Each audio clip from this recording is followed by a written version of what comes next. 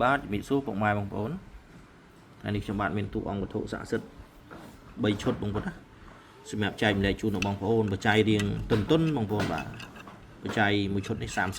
300000ចាស់ក្រាក់ស្អាតតែម្ដងបងប្អូនណា300000និយាយនេះបានបន្តិចបងប្អូនណា300000និយាយនេះបានបន្តិចបាទអង្គនេះក៏300000ដែរបងប្អូនបាទសិតតាសំណក់តកៅពេញពីងអញ្ចឹងណាបងប្អូនខាងភ្នំកវាញបងប្អូនខាងភ្នំកវាញបាទអង្គនេះរៀងថ្លៃជាងគេបន្តិចបាទលាក់តម្លៃតាន់ក៏ច្រើនហើយខ្នាយចាស់ក្រាក់ក្រហមទុំអត់មានលៀបអីទេបងប្អូនណាបាទខ្នាយនេះគឺដល់សូវហើយមកទៅភេងក្រហមទុំបងប្អូនណាទឹកដីភ្នំកវាញខេត្តពោធិ៍សាត់អញ្ចឹងបងប្អូនស្រឡាញ់ចង់បានរបស់ខ្មែរធានាជូនបងប្អូនណាបាទរបស់ខ្មែរសុទ្ធមានជាតិបងប្អូនណាខ្នាយខ្មែរល្អអញ្ចឹងបងប្អូនចង់បានរបស់ខ្មែរអាចទៅចែកបានខ្ញុំបាទចែកម្លែកតាមបណ្ដាញសង្គមមាន YouTube បារមីចេះតាំងខេតាន់សុកវិញខេត្តពោធិ៍សាត់ TikTok មាន2 account ម៉ាក់វាលវែងមួយ account បារមីចេះតាន់មួយ account ហើយ Facebook ម៉ាក់វាលវែងដូចគ្នាបងប្អូនណាអញ្ចឹងបងប្អូនស្រឡាញ់អាចលេខលោកបានធានារបស់សុទ្ធរបស់ល្អស្អាតណាបងប្អូនក៏ហមទុំមានជាតិណាបាទតែរៀងថ្លៃតិចបើពីគូនេះរៀងតុនបងប្អូនណាបច្ច័យអាចទទួលយកបានហើយក៏រៀងស្អាតអត់មានប្រេះស្រាំបែកបាក់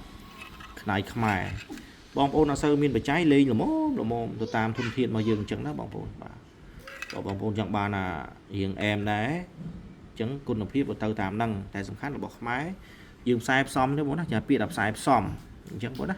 សំខាន់តែបានរបស់ខ្មែរយើងសុទ្ធបាទដៃសាបងប្អូនអាចលេខលោកបានបងប្អូនបណ្ដាញសង្គមបងណាបាទលេខលោកបានបាទបច្ច័យ4ទៅចែកគ្នាមិនមែនដាច់ប៉ាត់ទេបងប្អូនណាសូមអរគុណបងប្អូនក្នុងបណ្ដាញសង្គម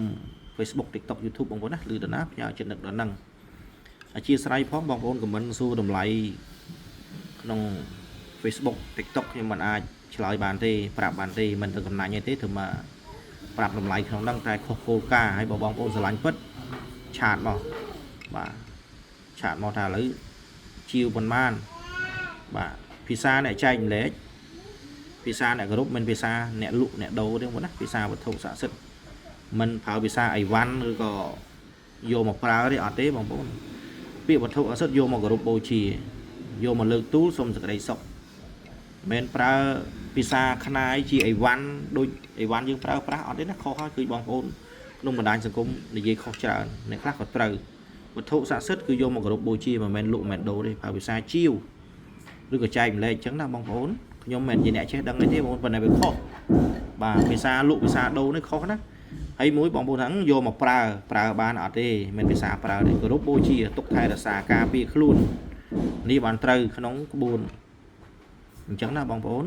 ហើយខ្ញុំក៏មិនអ្នកចេះដឹងទេបងប្អូនគ្រាន់តែអ្វីដែលយើងខុសយើងកែនេះទៅបងប្អូនណាខ្ញុំក៏មិនថាខ្ញុំល្អគ្រប់10ដែរសូមអរគុណបងប្អូនស្រឡាញ់អាចទៅចែកបាន